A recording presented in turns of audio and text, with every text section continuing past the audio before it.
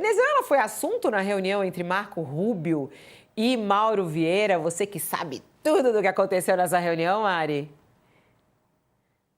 Olha, Fabiola, tudo eu não sei não, mas a gente apurou bastante coisa e está tentando descobrir mais. Acho que mais vai vir à tona aí nos próximos dias, mas já dá para dizer, Fabiola, que Venezuela não foi assunto, viu? Ao menos na reunião estendida, onde estava. Porque, veja, a reunião entre Rubio e Vieira se dividiu em duas partes. A gente teve entre 15 e 20 minutos de Vieira e Rubio sozinhos, só os dois, num tete-a-tete ali, em que muito provavelmente eles trataram juntos dos temas mais sensíveis, políticos, enfim, questões ali, ruídos da relação. Quando vai para a parte estendida, Fabiola, que durou uns 50 minutos e no qual aí estava também o representante comercial dos Estados Unidos, o Jameson Greer, do lado brasileiro, toda a equipe de diplomatas, a embaixadora aqui, o tema foi apenas comercial. E por que a Venezuela não veio à tona, Fabiola? Já que o presidente Lula tinha citado a Venezuela na ligação com Trump no dia 6. Eu apurei o seguinte: no dia 6, o Lula queria entender em que ponto o Trump estava numa estratégia da Casa Branca que era até então dual. Por que dual? De um lado, ele vinha apostando numa via diplomática com o enviado especial, o Richard Grenell, que chegou a sentar com Maduro, saiu em foto sorrindo, apertando a mão do Maduro, conseguiu negociar um acordo para libertar 6 americanos que estavam presos ali pelo regime chavista. Enfim, tinha uma negociação e uma negociação que, inclusive, incluiria questões econômicas. Havia uma conversa em andamento direta entre Caracas e Washington. E a outra via era essa via militar que o Rubio subscreve e que já explodiu 5 lanchas que são supostamente de traficantes venezuelanos que o governo Trump diz ter relação direta com o governo Maduro. O Trump, naquele momento, naquela ligação com o Lula, no dia 6, estava num, num momento de redefinir a sua estratégia, como de fato fez. Tanto que ele acabou com a via diplomática agora e parece estar optando pelo caminho bélico de pressão, inclusive admitindo que mandou a CIA talvez tentar uma operação que pudesse matar o próprio Maduro ou tirá-lo de lá preso, enfim. E a Maria Corina tem indicado apoio a esse tipo de iniciativa. Ela tem sugerido que ela prefere pressão máxima sobre o regime Maduro, enfim, porque o que interessa a Maria Corina é a queda do regime.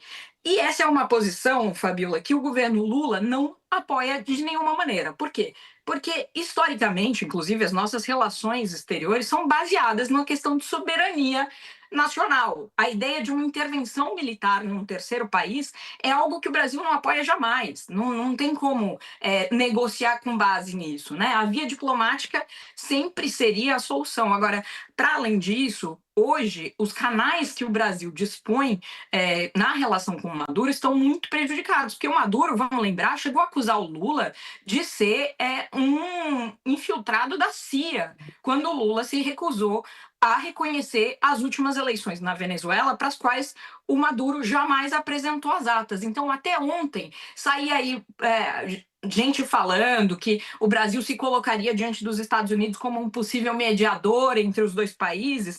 E eu conversei com alguns diplomatas, foram bem engraçados. Até eles me disseram: o Brasil vai mediar o quê? Se não tem boa relação com nenhum dos dois governos atualmente, né? Porque o Lula já não fala com o Maduro, né?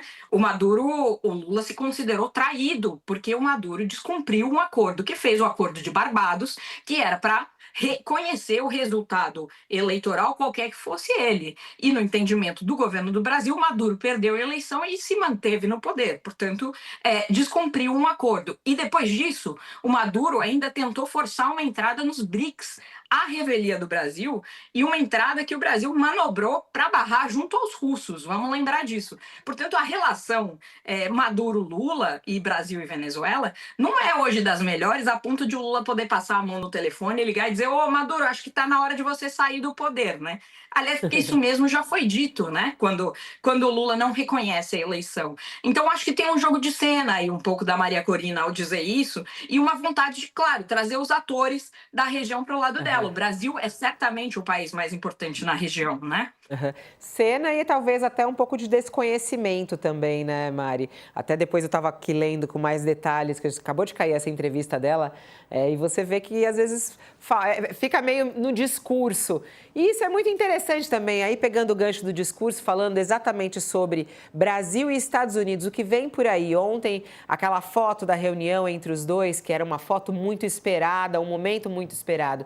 O que vai sair daí? Queria também te perguntar rapidamente sobre isso, ô Mari, porque você vai ouvindo muita coisa e a gente vê que a declaração conjunta entre os dois diz muita coisa também sobre essa retomada de relação, né?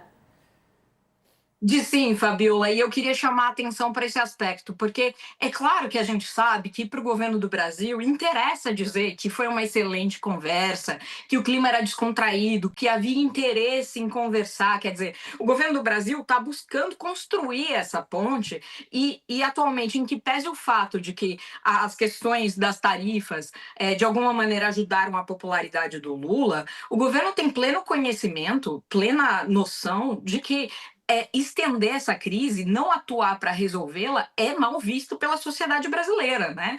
Então, assim, há uma clara intenção do governo em mostrar trabalho nesse sentido. E, é claro, as fontes brasileiras nos diziam que tinha sido um ótimo encontro, que tinha seguido muito bem, que há o interesse dos dois presidentes de se encontrarem muito em breve, o que pode vir a acontecer já na Malásia, aqui em 10 dias, enfim. Tudo isso estava posto, mas quando vem a nota conjunta, Fabiola, porque veja, o governo Trump não é conhecido por ser um governo que gosta de assinar nada com ninguém. É um governo que negocia tudo unilateralmente, é um governo que toma as suas atitudes, as suas ações, e normalmente a diplomacia do Marco Rubio faz notas em que só ele assina, dizendo o que aconteceu na reunião, que é, aliás, o que a gente tinha visto, por exemplo, até agora, né, na ligação na semana passada entre Rubio e Vieira, cada um fez a sua nota. Agora, quando sai a nota conjunta entre o Itamaraty, o Departamento de Estado dos Estados Unidos e a representação comercial dos Estados Unidos, a gente nota que, de fato, houve afinidade a ponto de construir um texto em que todos concordassem. Todo mundo esteve na mesma página, né? Então, assim, de fato, fica explícita a intenção de trabalhar, ao menos pela normalização das relações comerciais. As questões políticas, Fabiola, serão um outro passo, né? Quando a gente tiver que discutir sanções às autoridades brasileiras, a questão da Magnitsky, isso tudo parece que vai ser mais complicado, mais demorado e atrás de muito sigilo, talvez apenas diretamente entre o Rubio e o Vieira. Agora, as questões comerciais, a gente já olha aqui, dobrando a esquina, o cronograma para começar a discutir por setor, enfim, ficou claro ali que tem mercados que são delicados para os dois países, mas que há intenção de avançar. Todo mundo repetiu o quanto valorizava esse parceiro de 200 anos de relação.